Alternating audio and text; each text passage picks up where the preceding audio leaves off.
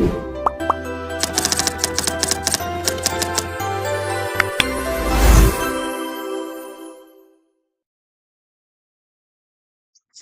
warahmatullahi wabarakatuh. Halo semuanya, perkenalkan nama saya Salsa Noviani dari Prodi Teknik Industri dengan NIM 3333240047. Pada kesempatan kali ini, saya akan menjelaskan mengenai tugas mingguan di shift 1 yaitu pada modul keempat Analisis of Variance atau ANOVA. Kita bisa langsung mulai aja untuk soal yang pertama yaitu PT Evalion merupakan perusahaan manufaktur komponen baja yang punya 4 mesin pemotong nih, yaitu ada mesin A, mesin B, mesin C, dan mesin D. Data yang tersedia adalah waktu pemotongan dalam satuan detik yang diamati selama 5 hari. Jadi di sini mesin A punya data 52, 50, 53, 54, dan 51. Begitupun untuk mesin-mesin yang lainnya. Bisa dilihat dari data berikut. Di sini kita akan pakai ANOVA satu arah dengan tingkat signifikansinya 5% atau alfanya 0,05 untuk menguji apakah ada perbedaan yang signifikan antara keempat mesinnya. Oke. Seperti itu. Langkah pertama adalah mendefinisikan hipotesis. Oke, H0-nya tuh, H0 kita adalah rata-rata waktu pemotongan ini nih, rata-rata waktu pemotongan, antara mesin A sama dengan B, sama dengan C, sama dengan D. Artinya tidak ada perbedaan antar mesin, seperti itu. H1-nya atau hipotesis alternatifnya itu adalah setidaknya ada satu mesin yang, rata-rata waktu pemotongannya itu berbeda dari yang lain. H0-nya tuh, akan kita tolak, jika p-value-nya itu p-value yang kita dapat itu nilainya lebih kecil dari 0,05. Sekarang kita bisa, buka RStudionya aja. Di sini, kita bisa pilih yang klik file, lalu pilih yang new project, lalu pilih yang existing directory. Kita akan memilih folder di mana kita akan menaruh atau men-save si file ini, bersamaan dengan, file Excel yang sudah kita buat, dari tabel ini, tapi kita convert menjadi bentuk kolom. Jika sudah, kita bisa langsung klik create project. Saya juga sudah menyiapkan sintaks-sintaks yang seharusnya ada. Sebelumnya saya akan menunjukkan file Excel yang sudah saya buat dari soal yang ini.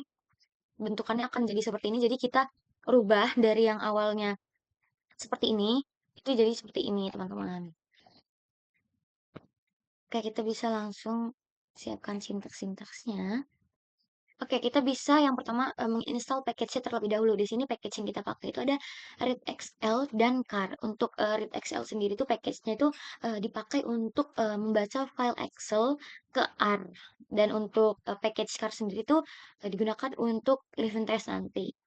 Kita bisa langsung running aja. Setelah itu, jika sudah, kita bisa langsung mengaktifkan si package-nya atau kita dengan memasukkan sintaks library readXL-nya dan library sikarnya. Tunggu dulu, saya langsung running. Oke, di sini kita langsung masuk ke soal yang nomor 1. Sekarang kita input data dari file Excel-nya. Pastiin nama filenya itu sesuai sama yang ada di folder project tadi. Data soal 1 yang ada di sheet 1. Soal datanya masuk, kita bisa langsung running dulu. Oke, setelah itu kita yang kedua akan mendefinisikan nih variabel faktor dan dependennya. Di sini kita masukin sintaks sebagai berikut. Untuk X vector sendiri tuh dipakai si RStudio ini membaca mesinnya sebagai variabel kategori, bukan angka gitu. Kalau untuk S numerik sendiri tuh di sini fungsinya adalah untuk memastikan waktu pemotongan di sini terbacanya itu sebagai angka. Kita bisa langsung running aja. Nah, oh ya, sebelum ANOVA ini di-running, ada dua asumsi yang harus kita penuhin dulu nih. Pertama itu ada uji homogenitas varians. Jadi kita ceknya tuh pakai Levin test gitu. Ini kita bisa. Jadi aturannya tuh kalau p-value-nya lebih besar dari 0,05 berarti varians antar kelompok homogennya itu antar kelompoknya itu homogen gitu. Dan kita bisa lanjut ke ANOVA-nya gitu. Kita bisa langsung running aja.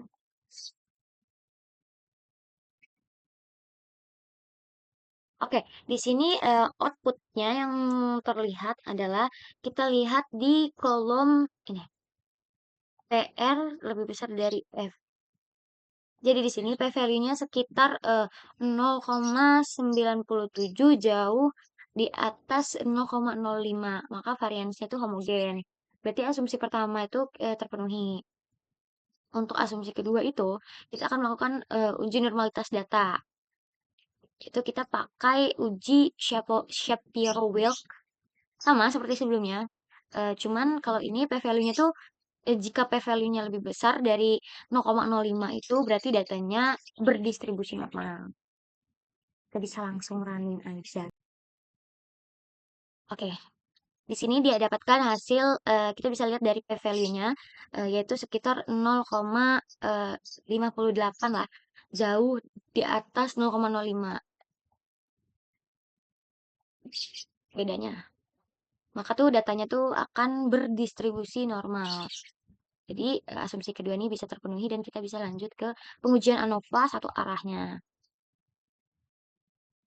Kita bisa langsung ke yang bagian ini untuk sintaks LM sendiri tuh di sini fungsinya adalah untuk ngebangun model linear antara waktu pemotongan dengan si mesinnya. Kemudian untuk ANOVA ANOVA ini sendiri model ini akan menghasilkan tabel ANOVA dari model tersebut. Kita bisa langsung running. Dari tabel outputnya yang di sini kita fokus ke kolom F ini, F value dan PR ini. Kalau P value-nya kurang dari 0,05 maka H0 ditolak. Oke, untuk kesimpulannya karena P value-nya itu jauh di bawah 0,05 maka H0 itu ditolak. Jadi di sini terdapat perbedaan yang signifikan pada rata-rata waktu pemotongan antar keempat mesinnya, yaitu mesin A, B, C, dan D di PT Evalion. Di sini jenis mesinnya itu berpengaruh secara signifikan terhadap waktu pemotongan bajanya. Oke, kita bisa lanjut ke soal nomor 2. Soal kedua tuh lebih kompleks karena kita punya dua faktor sekaligus. PT OSIP Indonesia ini ingin menguji pengaruh metode perlakuan panas dan suhu pemanasan terhadap kekuatan tarik batang bajanya dalam satuan MPa. Jadi faktor pertamanya itu adalah metode perlakuan panas. Ini yang ini dengan tiga level yaitu ada annealing, normalizing, dan quenching. Faktor keduanya adalah suhu pemanasan dengan tiga level yaitu ada 700 derajat Celcius, 800 derajat Celcius, dan 900 derajat Celcius. Setiap kombinasinya tuh diulang sebanyak 3 kali ya teman-teman. Karena kita pakai dua faktor sekaligus, kita pakai ANOVA dua arah. Selain efek utama tiap faktor, kita juga akan uji nih apakah ada interaksi antar keduanya. Karena ANOVA dua arah, kita punya tiga pasang hipotesis sekaligus nih. Pertama, untuk efek metode perlakuan panasnya. H0-nya adalah tidak ada pengaruh yang signifikan metode terhadap kekuatan tarik. H1-nya adalah ada pengaruh signifikan. Yang kedua, untuk efek suhu pemanasan, H0-nya adalah tidak ada pengaruh signifikan suhu terhadap kekuatan tarik. H1-nya adalah ada pengaruh signifikan. Untuk yang ketiga, yaitu interaksi anti keduanya, H0-nya adalah tidak ada interaksi signifikan antara metode dan suhu. H1-nya adalah interaksi signifikan. Ketiga hipotesis ini akan kita uji sekaligus lewat satu tabel ANOVA nanti. Kita bisa langsung masuk ke R-nya Anda. Oke, sekali lagi pastiin data soal 2 ada di sheet kedua dengan file Excel yang sama. Jadi sekarang kita bisa langsung mulai aja, yaitu kita input data di Excel-nya yang tadi. Setelah itu kita definisikan dua variabel faktor sekaligus nih, yaitu metode dan suhu. Dan keduanya itu harus dijadiin efektor. Kalau untuk kolom kekuatan tarik adalah variabel dependennya, yang nilainya merupakan angka-angka di dalam tabel soal tadi. Gitu. Kita bisa langsung running aja. Untuk ANOVA dua arah, Leuven testnya itu kita uji berdasarkan kombinasi kedua faktor. Jadi di sini kita bisa perhatiin di sintaks bintang ini antara metode dan suhu. Itu artinya ada interaksi. Gitu. Aturannya tetap sama seperti tadi, P value-nya tuh harus lebih besar dari 0,5 agar asumsi homogenitasnya itu terpenuhi gitu. Kita bisa langsung running aja. Oke, di sini didapatkan output-nya atau hasilnya, yaitu P value-nya sekitar 0,999 jauh di atas 0,05 gitu, varians homogen. Jadi variansnya tuh homogen. Maka asumsi pertama itu terpenuhi. Kita bisa lanjut ke uji normalitas data. Sama seperti tadi, kita akan menggunakan eh, Shapiro-Wilk. Jadi kita bisa langsung running aja. Dan didapatkan hasilnya P value-nya sekitar 0,05, eh, 5354 atau jauh di atas 0,05. Jadi datanya tuh normal. Maka asumsi kedua tuh terpenuhi. Kita bisa langsung lanjut ke pengujian ANOVA-nya. Ini untuk bagian utama dari sintaks ANOVA 2 arah tuh sintaksnya hampir sama, sama kayak soal yang pertama. Bedanya sekarang tuh kita masukin dua faktor dengan ini, operator bintang. Operator bintang itu antara metode dan suhu. Artinya si RStudio ini akan uji nih efek utama masing-masing faktor dan efek interaksi sekaligus dalam satu model. Kita bisa langsung aja.